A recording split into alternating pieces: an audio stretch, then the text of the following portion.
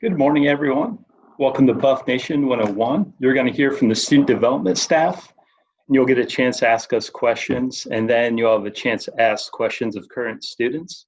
I'm Tony Jones. I'm the Dean of Students, and one important thing to remember during this time, you're going to hear a lot of information, and you don't have to memorize it. You're going to get a lot of repetition when you're back on campus, and you'll get a lot of guidance from the people here. So without any further ado, I'm going to turn it over to Jason. Thank you, Tony. My name is Jason Knox, and I get to serve as the Director of Campus Activities here at Milligan University. And what that entails are really three different components. There's clubs and organizations, Student Government Association, as my title suggests, some events and activities that happen on and off campus, actually. First, our clubs and organizations. We have generally around 40 or so active clubs and organizations every year. And one of the cool things about how that is structured and how it's set up is it's really meant for our students to be empowered and equipped to be able to run their own clubs and create their own clubs. And I help in that process if there's a particular interest that a student may have and there's not really a group or a space to be able to connect with other students and build community through that, then I can help get that started along with the help of Student Government Association, which I'll talk about in just a moment. So just an example of some of the different clubs and organizations we have on campus are, we have an outdoors club called Buffalo Ramblers, Club Ultimate, which is a group of students that anybody's invited to, by the way, that plays every Friday afternoon out on Party Lawn. They play Ultimate Frisbee. Then we have some political clubs. We have some business clubs. This one called Enactus, which is a very, very active club on campus.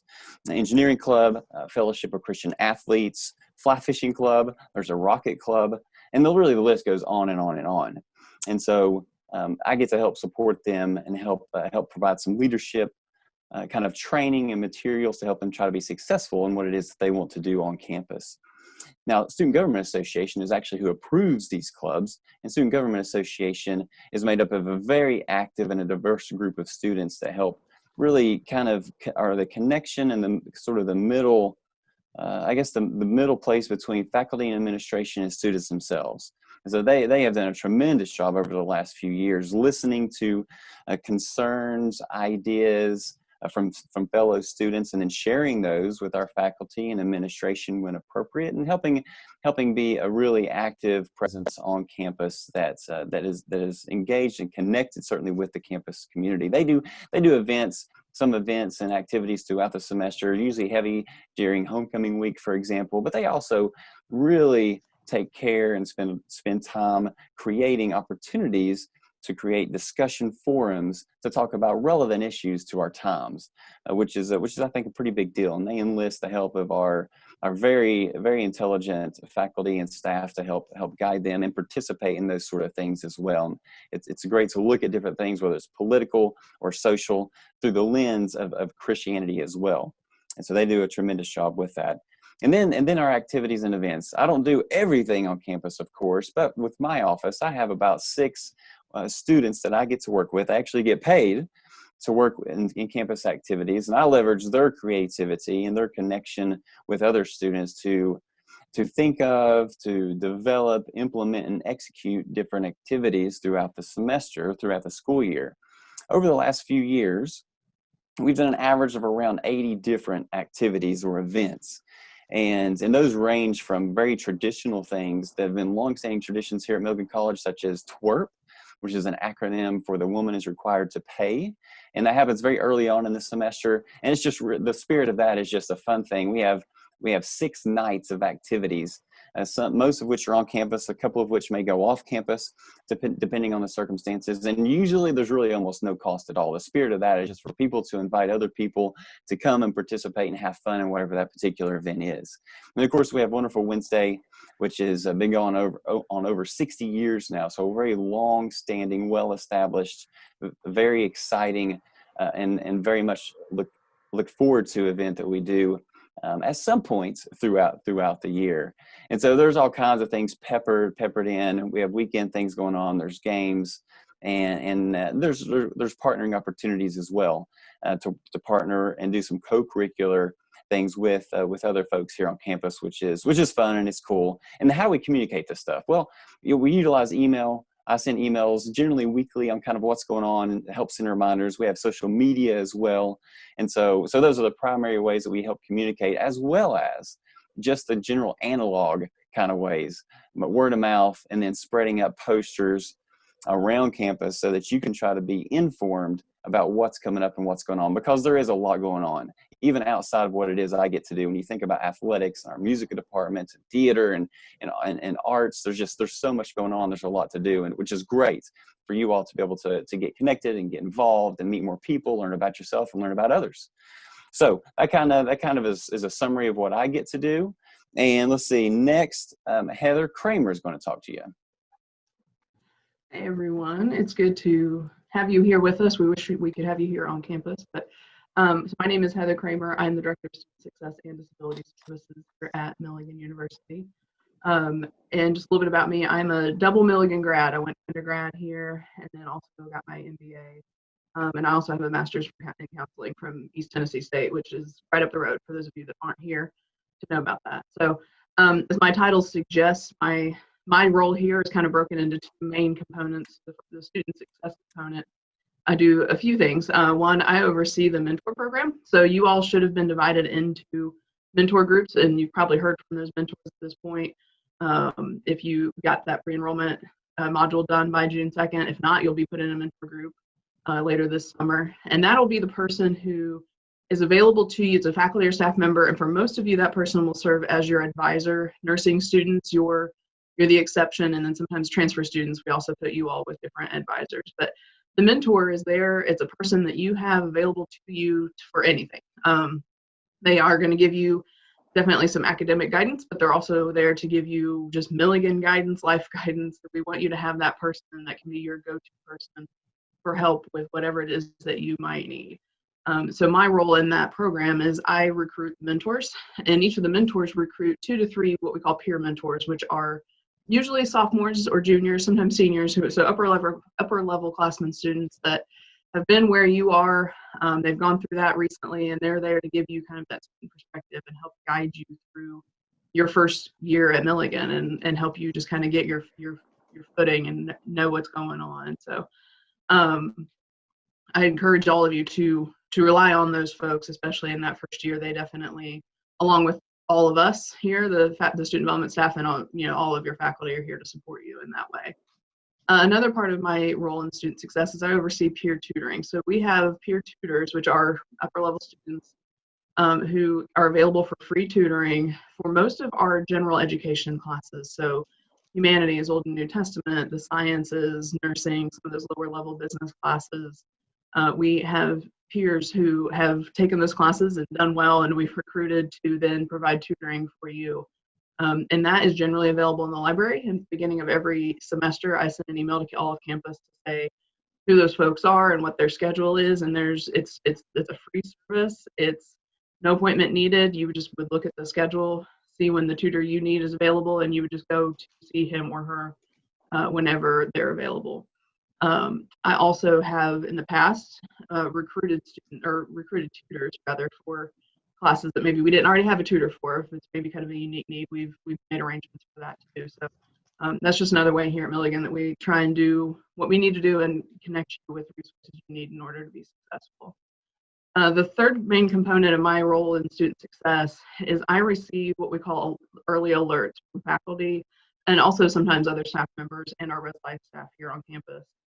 And what that means is if a faculty member is concerned for you, whether that's an academic concern, maybe you're not doing well in the class, or they've just observed something and they just have a little concern for you, they might email me. And my role in that is to get you connected with whatever resources you might need in order to overcome whatever challenges you might be facing. So whether that's helping you improve your time management skills, helping you navigate maybe something that's going on in life, inside or outside of school, or getting connected with some other resources here on campus or off campus.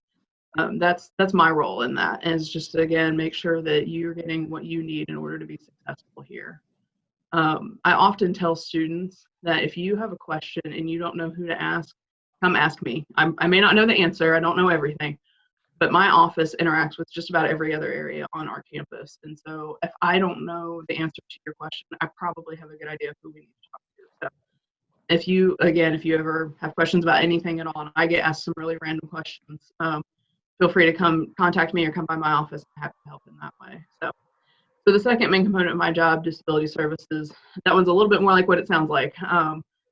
I help students who have various disabilities gain the accommodations that they need in order to have equal access to the opportunities here at Milligan. And so students who have disabilities, they contact me and we start a process to make sure that the appropriate accommodations are lined up. And that generally entails providing some documentation to me and having a couple of meetings of kind of consulting with me. And if you fall into that camp, please feel free to reach out to me so that we can go ahead and talk through that at any point this summer. I'm happy to help you, guide you through that, make sure that you're good to go come August. So I communicate those accommodations to faculty and staff on behalf of the students. I also communicate to faculty and staff as appropriate. If a student is seriously ill or they're hospitalized or they've been injured, I work very closely with our Res Life staff and our athletic trainers and the campus nurse. Again, that's just making sure that we're all in communication as is appropriate to make sure that students who are needing those extra services, whether it's because of illness or injury or just disability, have what they need, again, to be successful, to make sure they're being taken care of and to make sure that everything's just in place and we know what is going on with any particular student to make sure those needs are being met. And of course, we do all of this while protecting student privacy. So I'm very careful about what details I share with whom, and it's very much a as needed basis. And I'm very clear with students on how that works. So that's kind of a nutshell of my role here on campus. There's several other things that I do here and there, and I'm excited to have all of you here in the fall. I really love working with students. Working here is a lot more fun when you all are on campus. So I'm looking forward to seeing and meeting all of you in August. So I am going to turn things over to Rich Aubry. Thank you, Heather. My name is Rich Aubry, and I just recently moved into the role of campus minister at Milligan. But I've worked here for a long time, 27 years, that is. I've been blessed to do many different jobs at Milligan. I've been a coach, I've been a professor, I've been an administrator, I've worked in residence life. And in each of these various roles, I've been part of campus ministry. I've been blessed to share in the spiritual life of our campus community. Now, I'm not telling you that to pat myself on the back. I'm telling you that so that you will know that opportunities to connect and grow spiritually at Milligan are all over campus. So not only will you have the chance to participate, but you'll also have opportunities to contribute to the spiritual life of our campus. So first, there's the formal required part of our campus ministry. If you haven't already become familiar with the term spiritual formation program, you will. You'll hear us talk about SFP credits. If you attend Milligan for the traditional 4 years, you'll be required to earn 150 SFP credits, spiritual formation program. Now, the simplest way to earn one of these credits is to attend chapel. And chapel takes place every Thursday at 11 a.m. There are no classes scheduled during that hour. Milligan offices are closed at that time. And chapel represents an opportunity for our entire community to gather for worship. We usually have singing, we have a spoken message. Occasionally we'll have a special communion ceremony. There's a really strong student presence in our worship team. Occasionally a faculty or staff member will join them. Our speakers are sometimes from outside our campus community, but very often it'll be a faculty member or a staff member. And in the spring, we even have students participate in delivering the message. Convocation takes place every other Tuesday at 11 a.m. And Convocation is usually a simpler program usually with just a speaker. Now let me give you incoming students some really practical advice. I recommend that you just make chapel and Convocation attendance just part of your regular weekly habit, your regular schedule. Practically speaking, it's the simplest way to earning your 150 SFP credits. And then after your freshman and sophomore year, you'll be ahead of what you need, and you'll be able to have a lot more flexibility to choose whatever other optional programs that you may want to use towards your 150. We've got many optional and weekend events that are sponsored by Milligan student organizations like the Fellowship of Christian Athletes. Jason mentioned that group. Or you may earn some of your SFP credits by being involved in small group Bible study in your dorm or perhaps with an athletic team. And there's also service projects.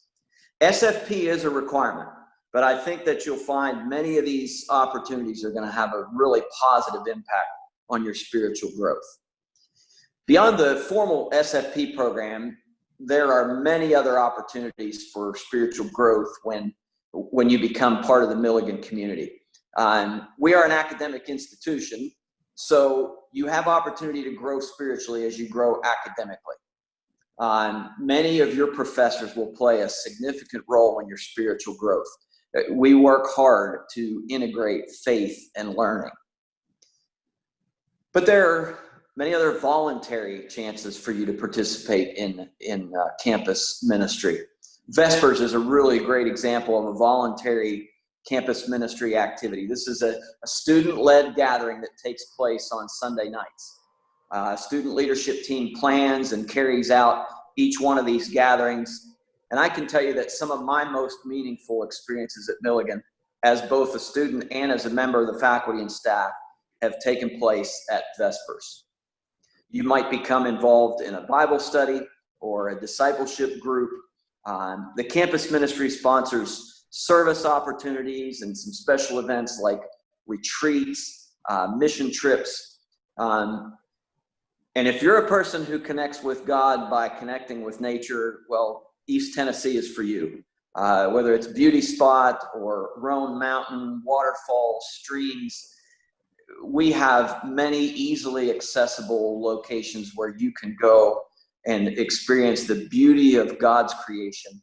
And many of our students find that to be a vehicle for growing spiritually, either individually or with a group. You're going to have many opportunities to participate in campus ministry, and you'll have the opportunity to contribute to campus ministry. So we know that many of you are going to come and become the type of servant leaders who contribute to the spiritual growth of others, even as you grow yourself. We look forward to you being part of our campus ministry and being part of our campus community. And now I'm going to send it back to Tony. All right, so after I'm done speaking, we're going to do Q&A. So if you have any questions, go ahead and type them in now. If not, you'll hear a 5-minute story about the one time I made a tackle in high school football. So I am the dean of students, so what I'm famous for on campus is student conduct, which is a small part of my job, but it's important. We have a set of guidelines for students to live by, our code of conduct. And our guidelines aren't perfect, but they are an earnest attempt to help our students accomplish 3 things, to focus on the main things. They would get a world-class education, that they would make lifelong friends, and that our students would have an opportunity to grow closer to Jesus Christ. So students I meet with that are part of the conduct process, it's important to come in to be forthright in the process where I'm asking questions.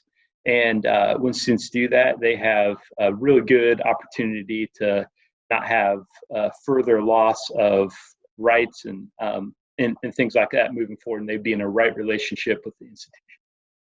Beyond that, I also work with Residence Life, and our incoming students will live in Hart, Sutton, or Webb Hall. And each of those halls have a live-in resident director, and each of those halls have 2 RAs, so resident assistant, a peer student that lives on that hall with you. So when students are having troubles or they have some kind of concern that pop up during the day or during the night when not many of the staff are around, the campus security will be here, then there'll always be a RA on call, an RD on call. So there'll always be someone for students to go talk to if they have a concern, whether it's a personal issue or they're concerned about a roommate issue, or if there's something like if there's a leak in their room, the RA can help them navigate that. So I see that we have a question. My family owns a potato chip company in north central Ohio. So at one time, I was Guinness World Record book holder for helping make the biggest bag of chips. We made 1,000-pound bag of chips, and the question was, what's my favorite flavor of potato chips?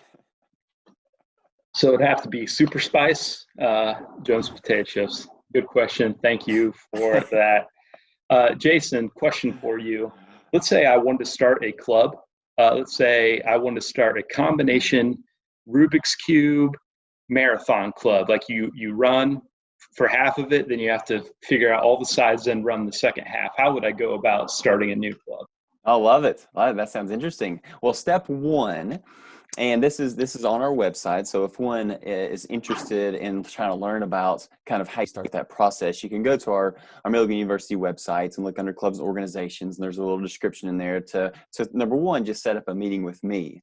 And you can, that student or students, if there's a couple people already interested in that, will come and meet with me in my office. And I'll kind of talk about the process to begin a club. And that process is a little bit of a paperwork process. They of course need to think through what it is they want to do, how it's going to be done, where it's going to happen, and the resources they might need to be able to do that. And articulate that information to me, as well as thinking about the future.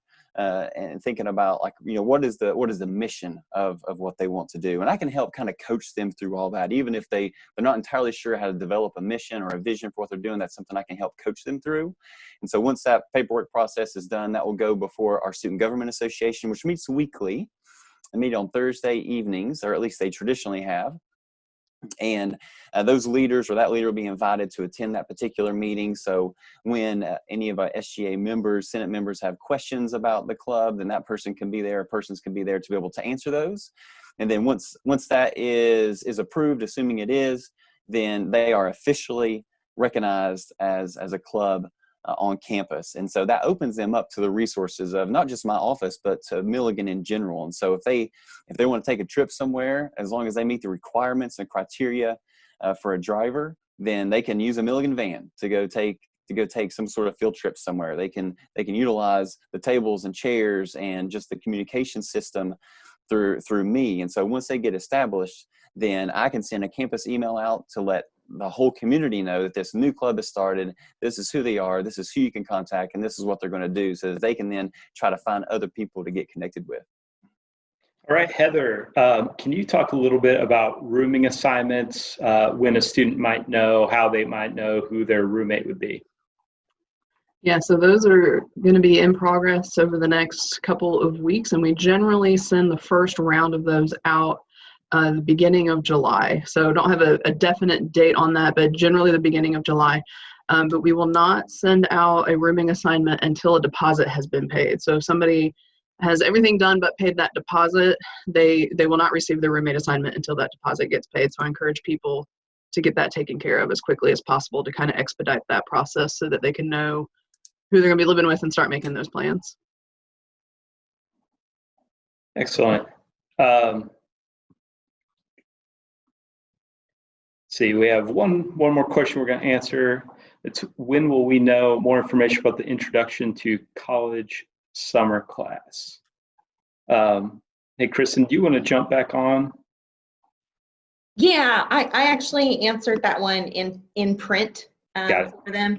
So yeah, I put the answer in the Q&A chat there, but we have to wait to kind of see how many students want to take it. We've actually had a really great response so far on that class, but you can anticipate more information in the next week or so, including the syllabus, and synchronous meeting times, and all that. So that'll be coming to you really soon. The deadline to register is later this month on June 26th. So, but all that will be coming your direction. We've just never done it before, so we need to kind of see how many students we have before we can split you into smaller discussion groups and things like that. So it is forthcoming very soon. Okay. So I have two questions I want to answer really quick. One was about immunization records before room assignments.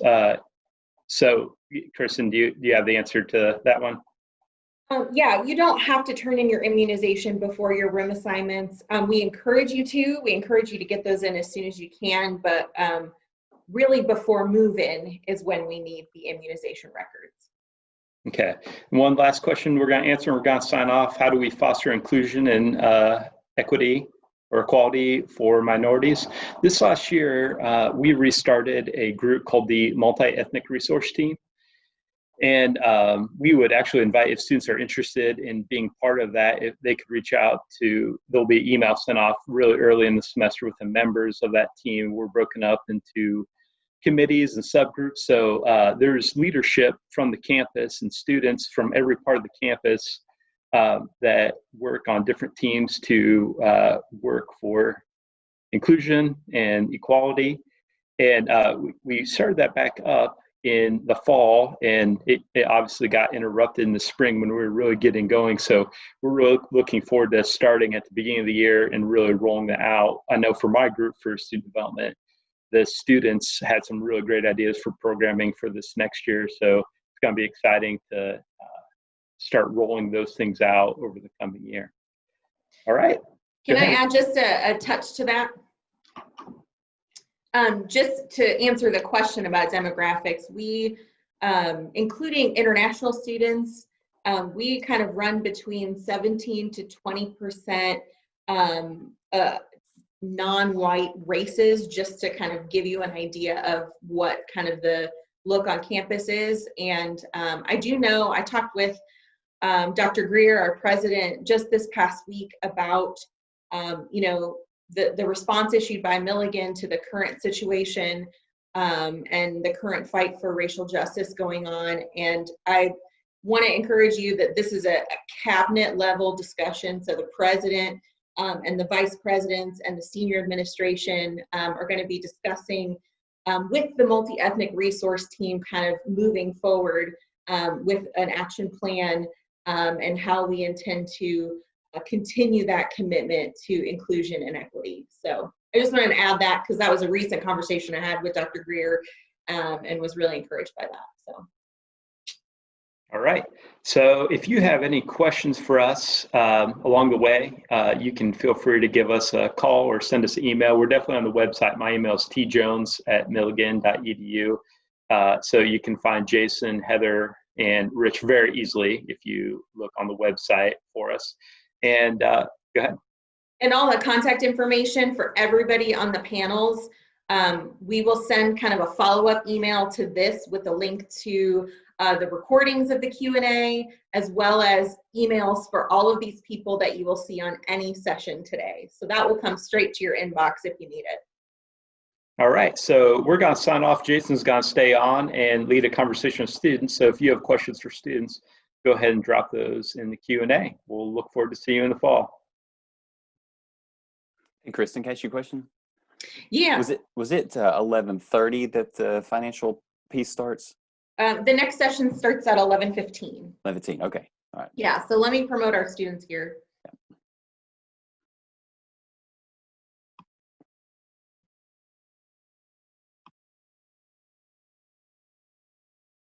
Yeah. All right. They should all have been promoted as panelists. All right. So, hello, Kara. There's Kara.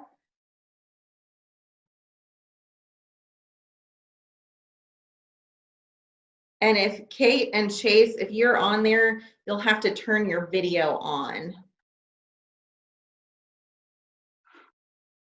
There's a little button at the bottom that says start video.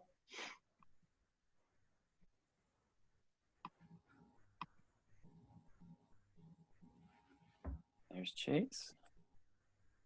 Perfect. Awesome.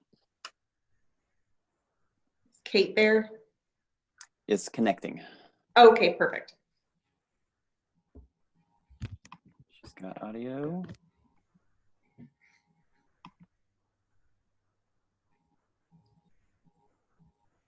It's good to see student faces. Oh, I know. Yeah. as we've started this, each minute's passed by, I'm getting a little bit more excited about getting to see these faces whom I know, and for them to get to share with those that are listening and watching to this. So here, I'm going to allow these panelists to introduce themselves here in just a moment. I think they represent a really great kind of cross-section of students and how they're connected on campus. And so if you will, we'll start with Kate Shepard. Each of you just answer simply your name, where you're from, and let me just say basic stuff. You know, what your major is, how far along you are, and if there's a particular extracurricular thing that you're really connected to. So Kate, who are you? Hi, I am Kate Shepard. I am from Cayuga, Indiana, which is in the middle of the cornfield. So not much around where I'm from. I am going to be a senior nursing major, and I am part of the campus activities board. So I work with Jason Knox to plan campus activities, and I'm also part of the Vespers committee. Cool. Let's go to Chase next. So my name is Chase Mclainery. I'm from Mountain City, Tennessee. It's about 45 minutes from Milligan. I'm a communications major, and I'm involved. I'm an RA, as Tony Jones had mentioned. So I live in Webb Hall, and I'm also a officer in SGA this year. And finally, Kara. Hi, my name is Kara Blanton. I am going to be a senior. I am a social work major. I am originally from Churchville, Maryland, which is about 40 minutes north of Baltimore. And one activity that I'm involved with on campus is also SGA. I'm going to serve in this next year as the senior class president. So let's get right into it here. So I've got a few questions that we can go through, and you all just kind of answer based on your experience and your observations. So I think, if you all can reflect back on when you were where these folks were or are that are listening and watching, kind of moving from one phase in their life to a different phase in their life, being college or university here. What would you say? What's the biggest advice that you all would give for that transition? With the experience that you now have, how can they be best prepared for what's coming? You could think in terms of time management or like friendship, social type stuff, or even academic type things. What do you got? Chase, you want to go first? Yeah. So my freshman year, because I live so close, I didn't really spend a whole lot of time on campus. I would come home on the weekends, or if I got out of class early, I would just come home. And while that was fine, I think I missed out on a lot of things that happened on campus. So that would definitely be something, definitely take time to study and be present in classes, but also take time to make the friendships and get involved on campus. Kate? Yeah, I'll speak more to time management. College is definitely a big change in the amount of work time you have to put in outside of the classroom. So I initially didn't keep a planner at all, and quickly realized that was something that I definitely needed to do. Obviously planners aren't for everyone, but you definitely need to get into what is best for you to time manage. Find your thing that helps you plan out your time, because if you don't do that, you'll be behind at the end of the semester and stressed out. So I would definitely recommend finding your thing that helps you stay organized. Anything to add, Kara? Yeah, I think I would just kind of piggyback off of what Chase said. I think my biggest advice simply would just to give yourself some grace, especially when it comes to, I guess, like your academic drive. Definitely keep up the work ethic that you have, and focus on academics in your classes, because that is the most important part of why you're at Milligan. But also don't deprive yourself of spending time with your friends, or going to campus activities when they ask you to tag along. Those are just important memories that you're really gonna want to cherish after you leave Milligan, and you don't want to neglect yourself because you wanted to spend some extra time on a certain assignment. I would just give yourself grace and make sure that you also jump along with your friends when they want you to go to an activity with them. Yeah, that's good. I would simply add that is to make sure you're looking at your syllabuses, and that obviously gives you a great sense of the semester for that particular class and those particular requirements, and then you can get a good idea for that particular class, and then therefore all of the classes, kind of what's going on and when it's going on. You can kind of set yourself up hopefully for success while you're kind of looking at that, and then being able to kind of create the unstructured time where you can make the choices that you want to make to be able to put yourself out there and get to meet new people, which is part of what about community is all about, and fellowshipping together. So let's see. Chase, I'm glad you mentioned kind of the commuting standpoint. I was a commuter myself, and I was that person, especially the first couple years, that just would leave, and I really didn't bother coming back. And my experience did not become meaningful until I was intentional about coming back to campus and getting involved. Now, for residential students, you're kind of always here. You have roommates and perhaps teammates or cohorts that you're around, as well as the commuters too. But from a roommate perspective, I'm curious, have you all have my student panel here, have y'all ever had issues with personalities or just let's call it civil discourse, and how did you handle that with roommates? Yeah, I can go first on that one if you don't mind. So my freshman year, I had a roommate that we were very, very different people, to put it short. So my first semester was rough. I was 8.5 hours from home. I didn't get along with my roommate. There were some issues there. But I looking back on it now, I see that very much as a blessing, that I was kind of forced out of my room a lot of the times. And I met my best friend in the world because I was forced out of my room to go meet other people. I got involved in a lot more things because I wasn't just sitting in my room all the time. So obviously it's great if you get along with your roommate and make best friends with your roommate. That's amazing. But also don't hold on to that as your only option, because there are so many other options waiting outside of your room. I guess I can add to Kate a little bit. I didn't have the same experience my freshman year, but my freshman year roommate, we just were opposites. Really, we didn't not get along. We just kind of ended up forming our own separate friend groups. So with that being said, we obviously decided mutually that we didn't want to be roommates again sophomore year. And it was funny because I actually ended up becoming best friends with my suite mates. So I'm not sure if you guys know how the dorms work, but in Sutton or Hart, there's 2 per room, and then there's a connecting bathroom, and there's 2 in the next room over. So you can connect well with your suite mates if that's what you decide. It doesn't always work that way, but I ended up becoming best friends with my suite mates, and even though I wasn't best friends with my roommate, we were able to have like civil conversations, and we were able to communicate well with each other. And at the end of the semester, at the end of the year, we both just decided that we were going to go separate ways for the next year. Like Kate mentioned, it doesn't always happen like that, and sometimes you do end up meshing really well with your roommate and staying with them all 4 years. But I can say that I have roomed now with my suite mates for about to be all 4 years.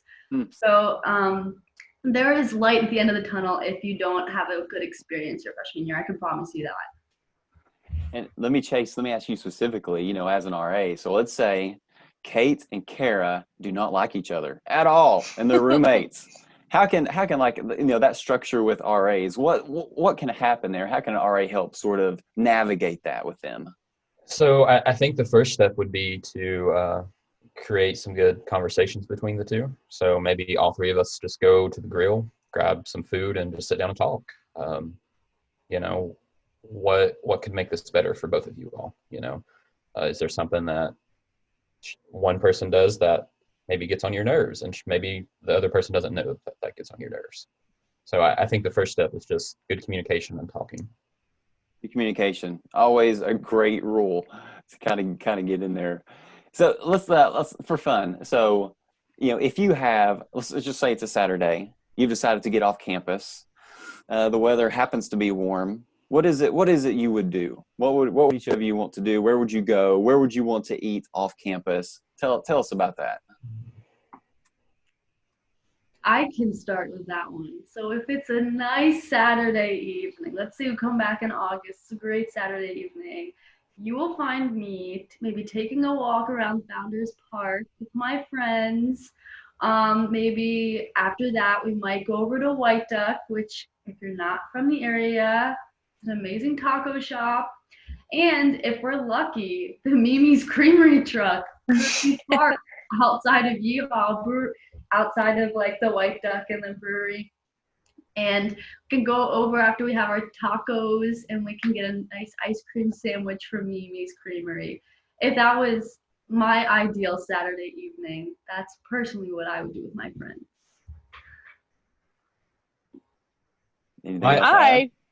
I would personally be going straight to Blackbird Bakery. Yeah.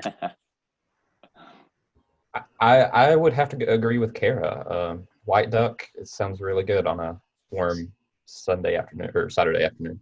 It does sound good. Geographically, we're located in a neat place. We're close to several different downtowns, a lot going on. And so you don't even have to go very far from campus to experience just a different place and see different people and see different sights, sounds, and even smells. So panelists, we need to move on. Thank you so much to Kara, Chase, and Kate for being on this call and sharing about your experiences. Again, my name is Jason Knox. I'm with Campus Activities. I'm very happy and glad to help out any way I can, certainly for our students to get integrated in this community, but also in this process as they are phasing and stepping up to this next phase of their life, which is very exciting and I'm sure a little bit scary as well. So you all can move on to your next session. Thank you so much for your attention and Godspeed. Thank you, panelists.